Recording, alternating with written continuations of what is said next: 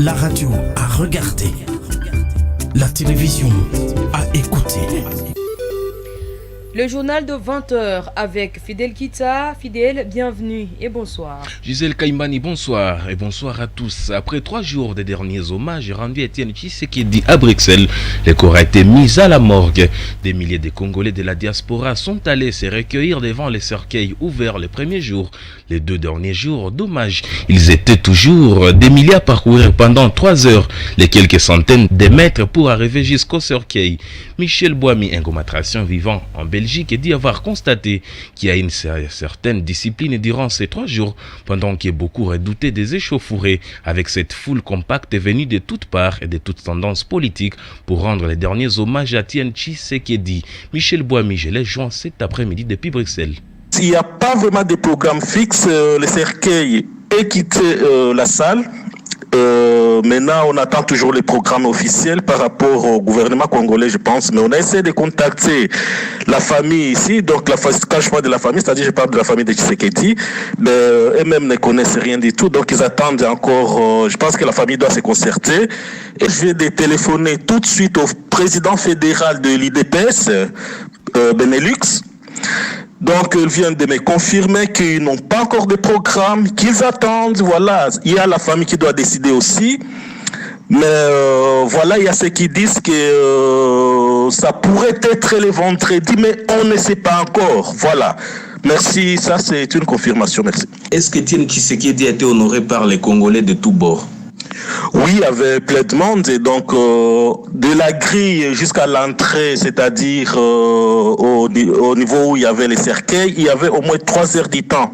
Il fallait attendre au moins 3 heures du temps pour arriver à voir le corps les cercueils de Tshisekedi.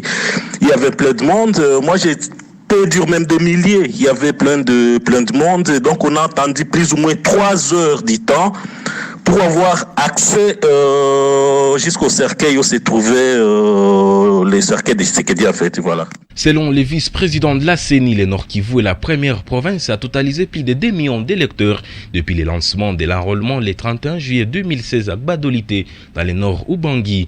Le vice-président de la CENI, Norbert Kantitima Bashengezi, espère que même d'ici 1 mois, le Nord Kivu va totaliser ses 4 millions d'électeurs attendus. Mercredi prochain, le Conseil de sécurité va envoyer les membres du département du maintien de la paix des Nations Unies qui iront jusqu'à Béni et travailleront à la fois avec les gouverneurs des provinces et les bureaux de la CENI. Julien Paloukou s'est dit heureux après la réunion du Conseil provincial de sécurité élargi à la CENI, car il y a de plus en plus une forte présence de l'électorat féminin. Le gouverneur a également donné les chiffres précis des électeurs qui sont arrivés ce lundi à 2 500 480, mais il espère que le Nord Kivu donnera encore plus. Les 2 autorités sont ici dans ces propos recueillis par Moustapha Kemal.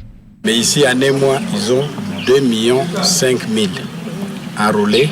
Ceux qui, dans un mois, vivent les 4 millions d'électeurs promis par le gouverneur, même s'il veut aller à 4 500 000. Il y a le conseil de sécurité qui envoie une double délégation au Nord Kivu.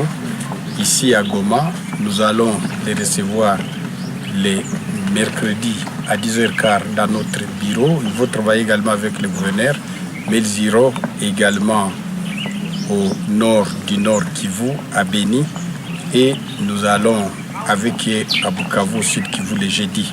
Oui, je suis le plus heureux parce que d'abord, il y a la féminisation progressive de l'électorat du Nord Kivu. Vous savez que dans l'Assemblée provinciale, nous n'avons qu'une seule femme. Je voudrais faire un appel à toutes les femmes du Nord Kivu. Au-delà de la féminisation de l'électorat, il faudrait aussi la féminisation des assemblées. J'ai dit il y a quelque temps que nous devrions avoir plus de 4 millions d'électeurs. Imaginez-vous qu'en 1 mois, nous avons 2 5 480. Je donne la précision. 2 5 480. Parce que je suis obligé de maîtriser les chiffres, parce que je tiens beaucoup aux chiffres. Mais les projections statistiques disent que si en 1 mois on a 2 millions et que l'autre mois me donne 2 millions, donc les 3 mois donneraient encore 2 millions, donc je serai à 6 millions d'électeurs. Ça, ce sont les projections. Mais je me réserve de dire 6 millions, mais je reste quand même à 4 millions. Merci. Les femmes de la majorité présidentielle étaient réunies ce lundi 6 février autour de la présidente de l'ARC Élysée Mounembwe Tamoukoumoué et de la ministre provinciale du plan Mariché Mati. Le message principal de la présidente de l'Alliance pour le renouveau du Congo et la majorité présidentielle était effectivement de sensibiliser les femmes à voter femmes à tous les niveaux dans les prochaines échéances électorales. Les détails dans ce reportage de Rose Maté. Dimanche 5 février 2017, Élysée Mounembwe, présidente du parti politique ARC, Alliance pour le renouveau du Congo, a sensibilisé ses militants pour un enrôlement massif. C'en n'était pas fini. Les femmes sont appelées à voter pour les femmes et à s'impliquer davantage dans le processus électoral afin d'augmenter les niveaux de représentativité de femmes dans la prise de décision et dans la gestion de la chose publique. C'est ce qu'a précisé la présidente du parti politique ARC, Alliance pour le renouveau du Congo, Élysée Mounembwe, lors de la rencontre entre les femmes des différents partis politiques de la majorité présidentielle EL ce lundi 6 février 2017. Dans son speech, Élysée Mounembwe a exhorté les femmes à la sensibilisation des femmes tout en les incitant à un enrôlement massif. Tout quand on a lié à la représentativité de la femme, l'implication, l'inclusivité de la femme dans la vie politique, mais la femme n'est pas engagée. Inafaa tunafundisha na tunasogelea bamama. Signalant que cette rencontre a été sanctionnée par une série de questions-réponses où plusieurs inquiétudes, difficultés et recommandations ont été soulevées. Vivons ensemble. Notre diversité, c'est notre richesse. Nos différences sont nos forces. Soyons seulement tolérants et élégants. Pourquoi nous battre? Notre diversité, c'est notre richesse. Julien Paluku Karongia, gouverneur du Nord Kivu. Personne n'a choisi de naître dans sa communauté. Vous êtes Hutu, soyez fiers. Vous êtes Nande, soyez fiers. Vous êtes Tutsi, soyez fiers. Vous êtes Chi, soyez fiers. Vous êtes Hunde, Nyanga, Kumu. Chacun qui sente fier de sa communauté. Mais il n'y a pas une communauté plus grande qu'une autre. Nous devons cohabiter tous ensemble. Et je vous dis, il n'y a pas une communauté qui chassera aussi une autre. Ce message vous est offert par l'Union nationale de la presse du Congo, section du Nord Kivu, l'UNPC pour la liberté d'expression, la cohabitation pacifique et la paix.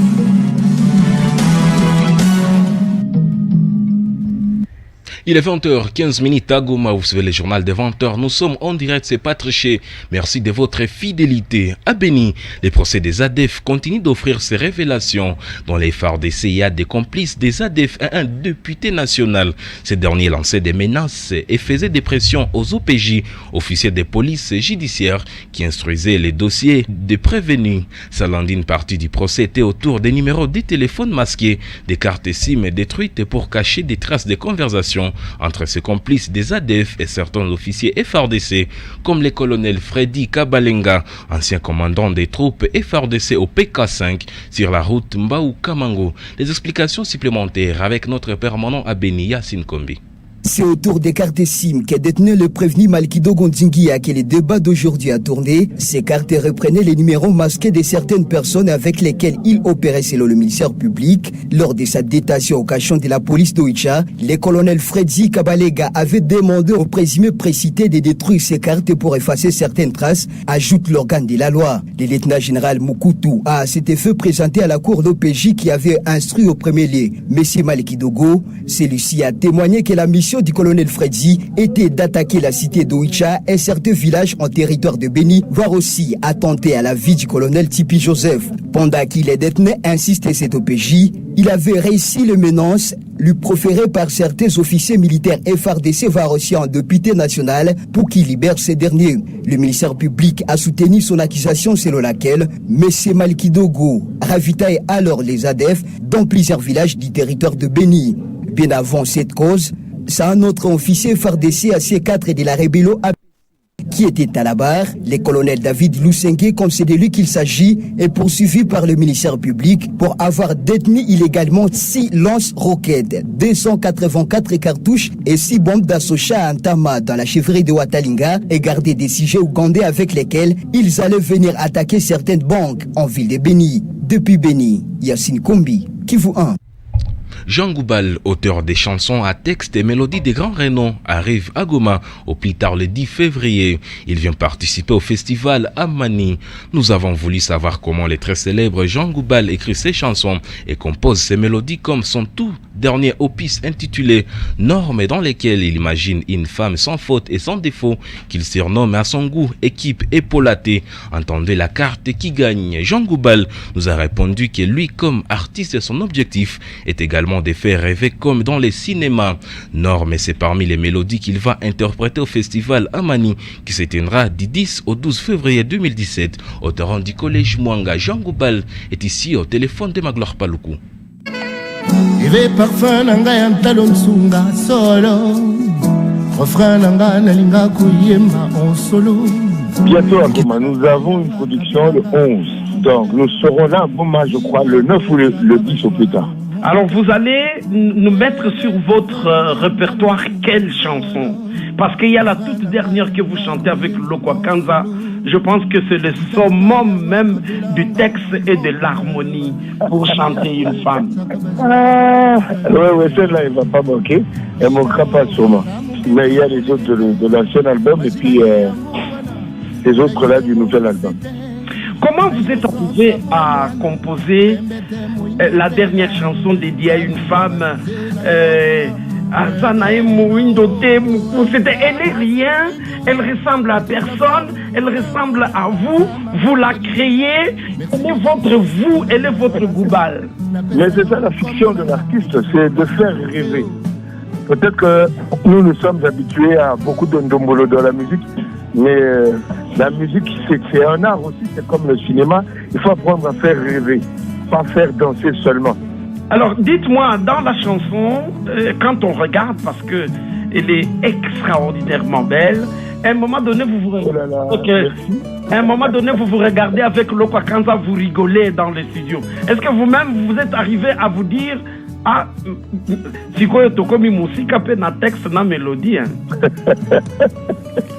Et c'est que moi, je suis fan de Lokwa, un fan fou de lui, et lui, il paraît qu'il est fan de moi aussi. Vous voyez ce que ça donne. Merci beaucoup, Jean Goubal. Karibu Goma, utakuya siku gani, je vous provoque. Utakuya le 9 ou bien le 10. Karibu, Grand Goubal. Staré. Merci, grand frère. Merci, mon frère. Qui trouve la femme, trouve le bonheur. Merci, madame, pour cet honneur. Jean Goubal au téléphone des Magloire Paluku. C'est la fin de cette édition journal de 20h05. Merci de l'avoir suivi. La prochaine édition sera retrouvée demain matin quand il sonnera 6h05 dans Déclic matinal. Kivu 1, la radio à regarder, la télévision à écouter.